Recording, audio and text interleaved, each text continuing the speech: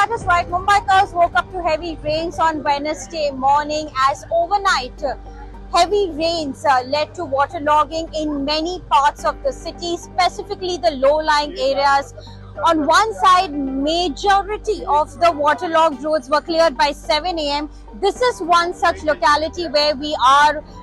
The rains have subsided, but as you can see, this is Science Pratiksha Nagar, which is in the central suburbs of Mumbai. It continues to be waterlogged. There is no respite for the citizens living in this area. It's like a nightmare, what they say.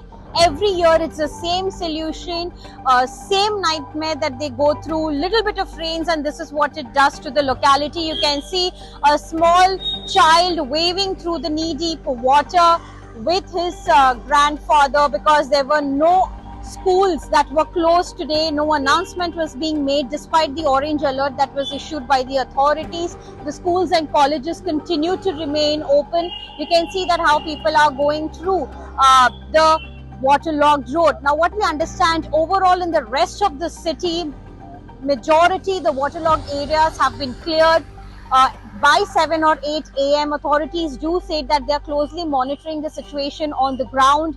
On the harbour line, train services were disrupted for a brief moment, but it was later restored.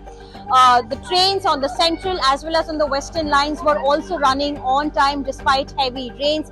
Traffic was disrupted briefly on the low-lying areas where the waterlogging was reported, and specifically people were rushing off to work during the peak hours, but that was later managed with the waterlogged roads being cleared. So of course through the day, the IMD does predict moderate to heavy rains for the city of Mumbai, and an orange alert also has been issued. The authorities do say citizens to be cautious at this point in time, especially traveling during the heavy rains.